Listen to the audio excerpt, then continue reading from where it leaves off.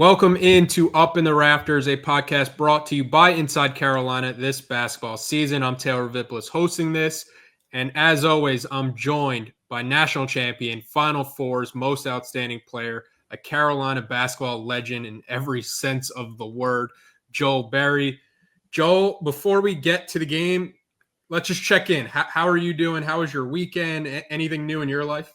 Man, weekend was amazing. I'm talking about like some of the best basketball. I'm so glad basketball season is back. Watching the Michigan versus Wake Forest game, that was unbelievable.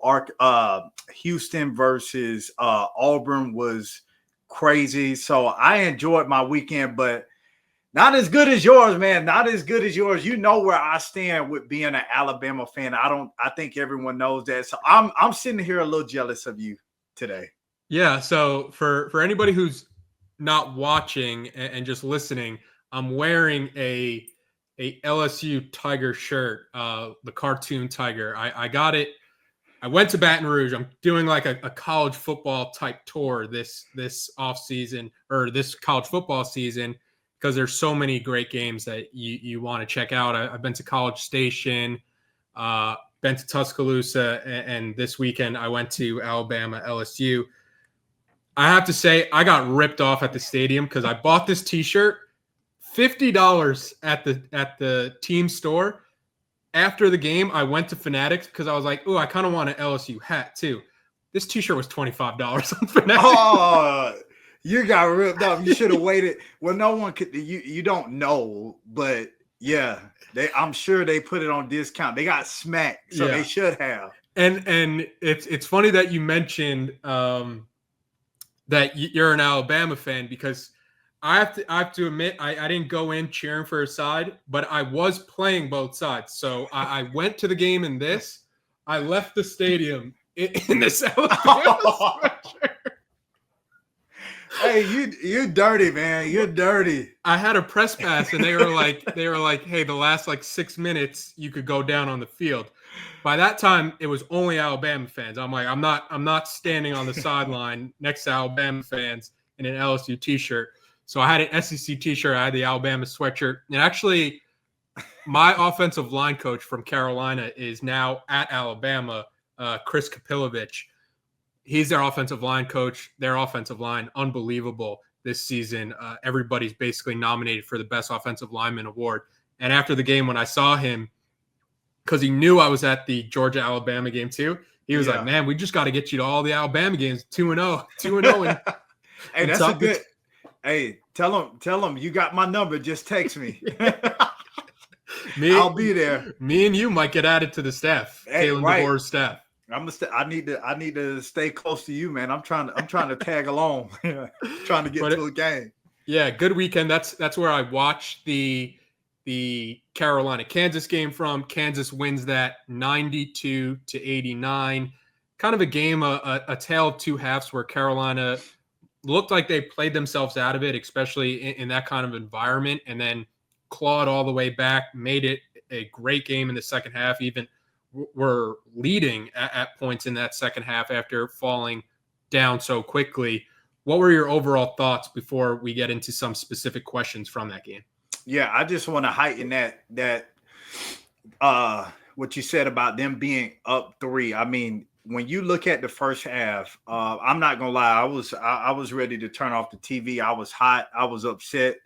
But the way they finish off the half, that's how you want to finish off when you're in that type of environment. Just get the momentum back on your side. I thought, even though Kansas went on a run, they were up by 20 at one point. You still saw the fight. You still saw Carolina scratching and clawing just to get it back to that 15-point deficit before halftime.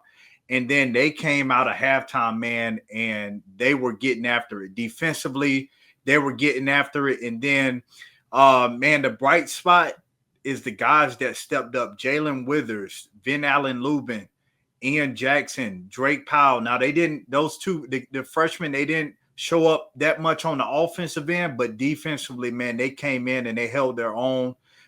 This is a game that you look at and say, hey, we should have won. But sometimes when you lose, it's about how you lose. And the way Carolina lost, you look back at the film, they had so many places where they can clean up and they could have won that game. So overall, I thought it was a really good game. And man, hell of a game for Carolina to fight back and make it a close game at the end.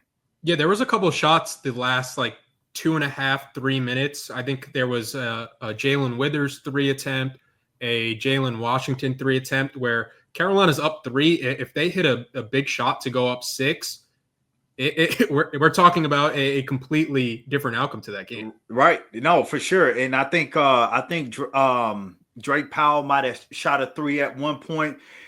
But look, hey, you could sit here and say, they should have taken those threes. But to your point, they hit them.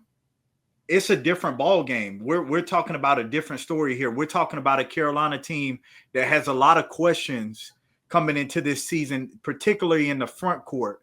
You're talking about that front court that they went up against in Hunter Dickinson and KJ Adams.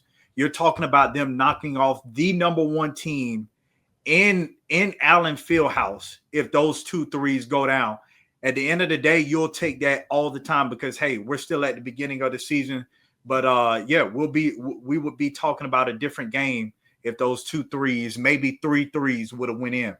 Yeah, Carolina found themselves down 20 in the first half at one point, ends the first half down 15. One of our keys to the game was kind of try to get out to a hot start to take the crowd out of it at Allen Fieldhouse.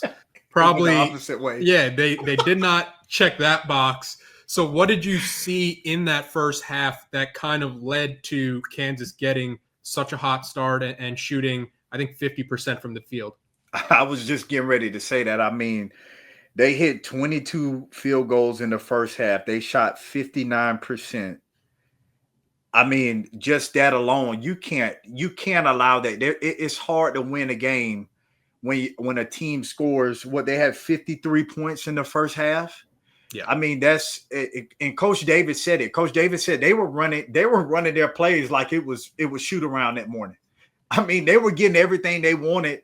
Hats off to Kansas. They had to knock the shots in. Don't get me wrong, but one of the things that I talked about in our the last time we talked was about not letting them get that momentum. Look, when you're on the road, you got a team that hits 22 field goals in the first half. That's given every opportunity for them to build confidence and for the stands, the students, to get into the game. So I think defensively, that was the problem for me, is that they allowed Kansas to do whatever they wanted to do in the first half. And, we weren't hitting shots. There were a lot of 50-50 balls that Carolina didn't get. When you talk about everything going Kansas's way the first half, I mean, it was everything 50-50. They were hitting all the shots, running the plays. I mean, we can go on and on, but Carolina first half, that's not the way that you wanted to get that thing started off.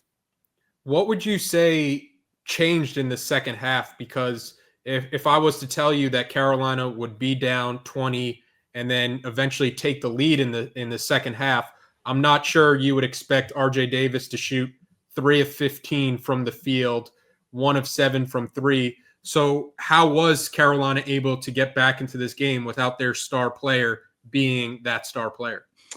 Man, the way that the pace that they were playing with in the second half was unbelievable. I mean, the way that they were getting the ball up the floor, putting so much pressure on Kansas's defense. You see that. You saw it in the stat sheet. I want to read this. Carolina was 28 for 31 from the free throw line. And they had Kansas in the bonus with 10 minutes left in the first half. I mean, in the second half. It's like every single foul from that point, you're at the free throw line. So when you're at a deficit like they were, it was 15 points. Not only were they stopping the clock, but they were also scoring points when the clock was stopped. So that allowed them to get back into the game. I thought that was important, just putting pressure on the defense. But Taylor, I wish, I don't know why this wasn't the case. I would have put Hunter Dickinson in every single ball screen every time down the floor. If it wasn't playing with pace past the half court like they were, with Seth Trimble getting downhill, getting into the paint, RJ the same way, Elliott, I would have put Hunter Dickinson in every single ball screen. He might be one of the worst bigs in the country guarding the ball screen. When Carolina started doing that in the second half, Kansas didn't know what to do. Everybody was scrambling. They had to make up for his lack of movement. And that's how Carolina was able to get into the paint and start making plays from there. I actually have a Hunter Dickinson story. So after I graduated, I lived in Virginia for a bit, and I was coaching high school basketball on the side as an assistant coach at Paul VI. And he was at their rival school, DeMatha.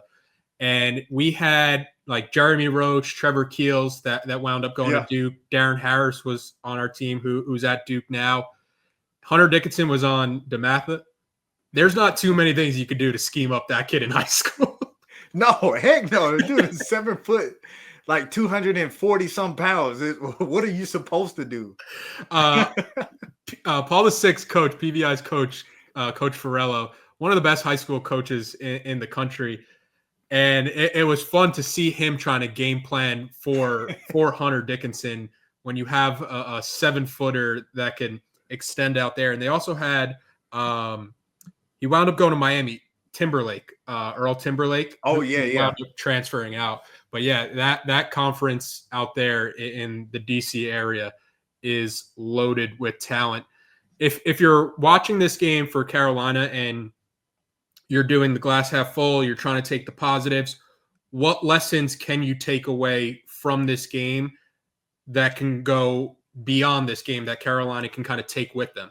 Well, outside of X and O's, when you see your team basically down and out, because, I mean, they could have tucked their tails when they went down by 20, and they could have said this game is over with, we're on the road. Things aren't clicking our way. Let's just forget it and just start playing one-on-one basketball, not playing the right way, kind of folding and not giving that fight. I thought that was the most important thing. Even when I was at Carolina, the question was always, what fight does Carolina have? Are they going to be soft this year? There's no question with that with this team. I thought the fight was awesome, and that's what really got them into the game, along with being able to knock down some more shots in the second half. That's my first takeaway. Second takeaway, when you're breaking down the film and you actually slow the game down and see what happened, there were so many opportunities where Carolina just very uncharacteristic. We saw Elliott Cadeau one time just throw the ball to like Coach Davis on the sideline, and I'm kind of scratching my head. I'm like, I don't see that. I see his turnovers come from just trying to, tightrope it and get into a small window, but not him just basically just like doing a giveaway. And I just thought that was very uncharacteristic. The Jalen Withers at the end of the game just throwing the ball to the backcourt when I honestly thought he should have shot that 3 in the corner when he had to turn over to Seth Trimble, because he already had hit 2 previously. And then just in the first half, the 50-50 balls, the lack of communication on some of the ball screen actions. When I'm looking at film, those are all things that we can say, Carolina, we can go back. Guys, we can go and we can clean this up in our next game or in a big-time game like that. So those are the 2 big things that stood out to me, was the fight, and then looking at the fact that there were uncharacteristic plays from some of their players that could have made the difference in this game. And moving forward, taking care of the ball, winning those 50-50 plays, those are all things that you have control over. Quick break so I can remind everybody about our friends over at Johnny T-Shirt. If you're going to be in Chapel Hill, you can visit Johnny T-Shirt on Franklin Street. You could get a lot better deals than I got for this LSU T-shirt when I went to Baton Rouge. That's for sure, because Johnny T-Shirt has great deals all the time on their Carolina apparel. They have everything that the Carolina fan could possibly want: the hats, the T-shirts, the jerseys, you name it, they've got it. Great people, great customer service. And don't forget, Inside Carolina, premium subscribers save 10% off their orders.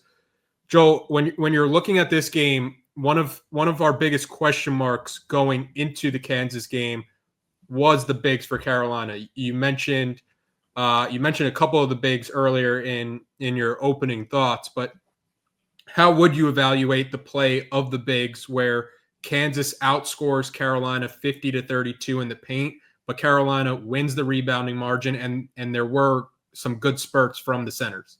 Yeah, I thought they did a lot better than what I thought they would do. Just the sheer size, to your point, of Hunter Dickinson, it's hard to simulate that in practice. When a guy that is that big can ride you up the lane, and basically if he gets two hands on the ball and able to get to that right shoulder for that left hand hook, I mean, it's pretty much over with. But I thought they did really well. Look, Hunter Dickinson had 20 points. KJ Adams had 14, but it didn't seem that way. If you saw the game and you didn't see the stats, it didn't feel like those guys had that type of impact on the game. They just had it at the right moments. And, at the end of the game, Coach Self went to his play that he's been running since the day he probably started at Kansas, the clear out to the one side and allow Hunter Dickinson to get an open basket. But hats off to Hunter Dickinson. He's a great passer as a big man. But I thought that our bigs did a really good job of basically tag teaming him and making it tough for him. That's all you have to do. You got to make it tough for those guys. And that's what they did. Then Allen Lubin, man, I gotta tip my hat to that dude. I think a lot of people are going to fall in love with him because of what he brings to the table. And he's a guy that's on paper pretty short, but he plays a lot bigger than what 6'8". He plays a lot bigger than that. And I thought they did a really good job. Yeah, you mentioned that Dickinson is a great passer out of the post. And one of the points that Coach Davis kind of mentioned in his post game was that when they run that action for Dickinson in the middle of the floor, it's tough to double him because it's a lot of space. So I guess if Carolina there's not too many bigs in the country that are playing at Hunter Dickinson's level. But if Carolina does play a big with a similar type skill set, how does seeing Dickinson kind of help them? And then what do you think they could do defensively to kind of maybe improve that matchup or put the odds more in their favor, since you can't double them like that? Yeah, it's hard. That's a great point about, keeping the ball in the middle of the floor. It's hard to bring help to I mean, you just open up everything for them. You just give them a clean slate and just say, hey, pick who you want to pass to. It's hard to double team a guy like that because he's just tall, man. He sees over the defense, and more times than often you're doubling with, Elliot Cadeau, 6 foot, on a good day. RJ Davis, 6 foot on a good day. So it's difficult. I think maybe, you try a big to big double team, but then you're also leaving another big open. But you got a KJ Adams who spends majority of his time out on the perimeter. So that could have been a possibility, is bringing over, instead of bringing over a 6 foot guy, bring over a 6'9" guy with a wingspan that can, put his arms up, make the pass a little bit more difficult, float the pass. That way the defense give your teammates an opportunity to get there. So I don't know if they'll ever run up against another Hunter Dickinson, but if they do, the only way they run up against another Hunter Dickinson is if they play Kansas again and they run into Hunter Dickinson, which that's where they spend most of their time playing one another. So I wouldn't be surprised if it ever happened. But I just think, maybe potentially looking at doubling either on the catch right away or trying to get more size on that double team. There was another player you mentioned earlier that I wanted to be sure that we talk about him more in detail.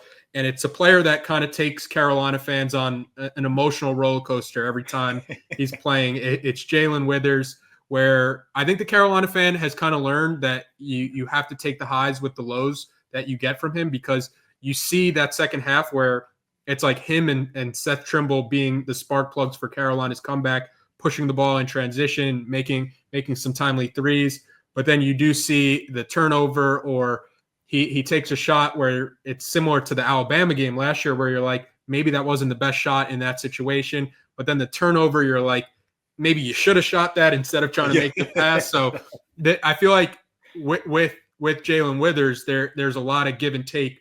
But just overall, the positives that he does bring, what would you say Jalen Withers brings to this team when he's at his best?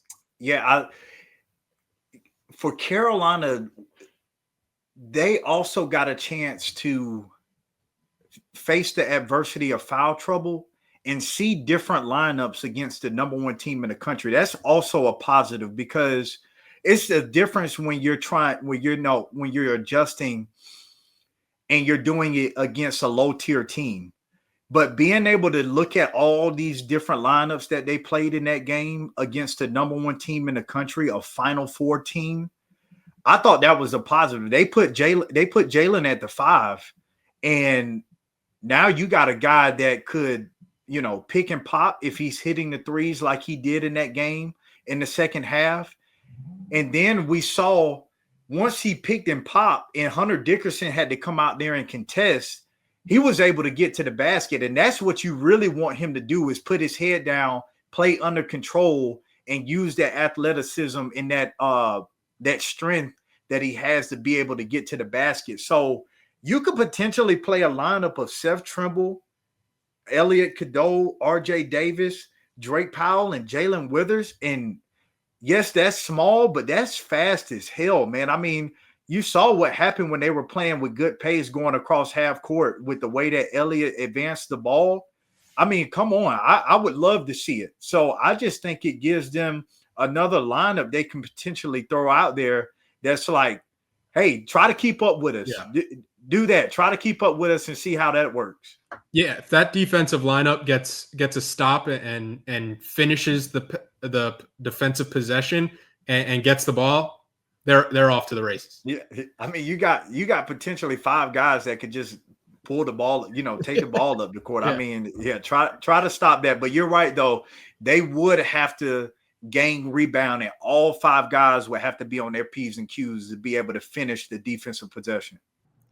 All right, let's take a quick break so I can remind everybody about our friends over at Congruity. Congruity is the leading provider for Tar Heel business owners, payroll, HR, and employee benefit needs.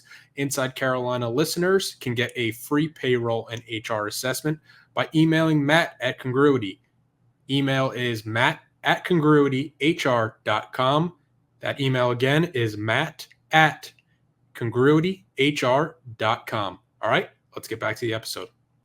And I think from this Kansas-North Carolina game, I feel like I haven't seen too many Carolina fans overreacting or looking at this game too negatively, because I think most Carolina fans could look at this and be like, hey, this team played tough. This team showed fight. This team went to the number one team in the country. This team went to one of the most difficult places to play in the country for this early season game. And it's not like one of these neutral court site games, or it's not a team just coming to them. So I think you have to commend Carolina and you have to commend Kansas for scheduling a home and home when there's really no incentive for teams to schedule these big matchups. But this early November matchup, what do you think it means for the sport to have Kansas, Carolina, 2 blue bloods, not afraid to go to the other's home court and worry about, the implications if they lose that game?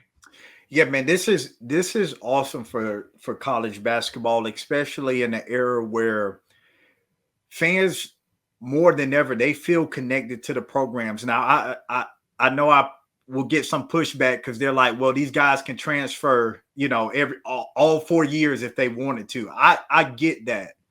However, you have a chance to directly impact players in being able to give to the programs for NIL. So you know how you reward the fans for that? you give them these type of matchups. That's what we should be doing. Taylor, I think it's so crazy the fact that we're now in year 2024, and this is Carolina's second time playing in Allen Fieldhouse. Second time. I didn't even look up the stats. How many times has Kansas played at the Smith Center? I'll look that up while you fill. I think Carolina went to Allen Fieldhouse in, like, what was it? It was 1960. We like my parents weren't even born. I mean, so the fact, basically what I'm getting to is we have so much untapped potential in these matchups that we have, that this is the time to give the fans these type of matchups early in the season. This is what we want to see. We can only see so many beatdowns unless, you know, it's in the middle of the season and Alabama just beats the crap out of LSU. That's one thing, but we can only see so much. These are the type of games that the fans want to see, and we should give them more opportunities to see these type of games. Yeah, so it looks like, I don't know if this is showing from Carolina's stats. It's only showing from 2002 to 2024. Carolina has played Kansas 6 times over that stretch. Carolina doesn't have a good record, 1-5 over that stretch, with the only win being at Madison Square Garden in November of 2002. And then they lost in San Antonio, in St. Louis, in Kansas City, in New Orleans, and then, of course, they lost in Lawrence. So if Kansas has been to Chapel Hill, it's not even on record, man. This is what I'm talking about. It's not even on record. No one has it. So I honestly think I don't remember someone saying that Kansas ever came to the Dean Smith Center. I have the full list now. So they have not.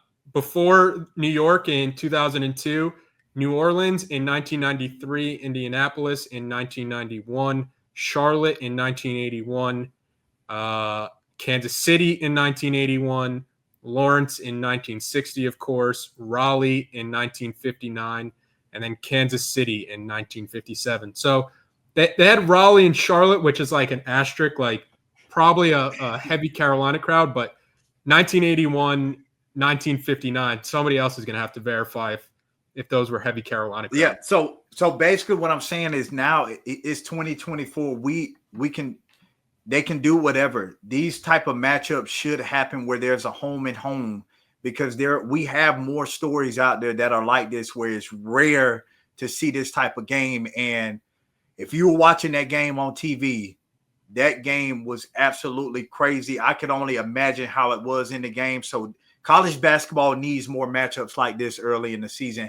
Not at the neutral. I love the neutral places, but I'm talking about home, and then, you know, doing it the next year at the opposite place. I just think it's great for college basketball.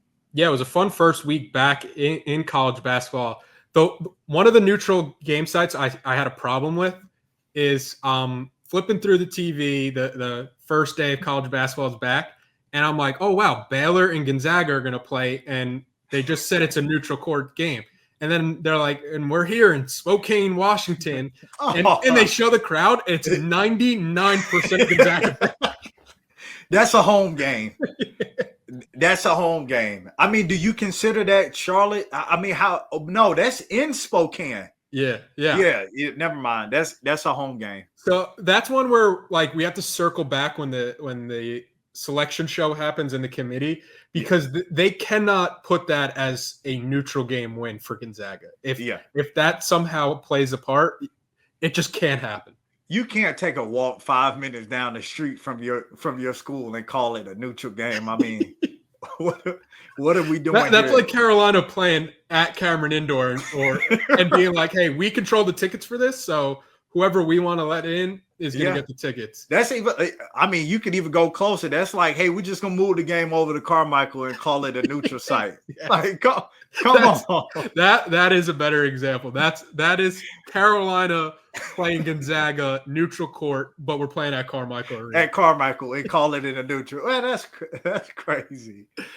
Oh, man. But Carolina back in action this Friday against American University, tipping off at 8 p.m. on the ACC Network. We will be back next week to break it all down when it comes to Carolina basketball. Joel, man, appreciate the time as always and appreciate everybody watching and listening. Yes, sir.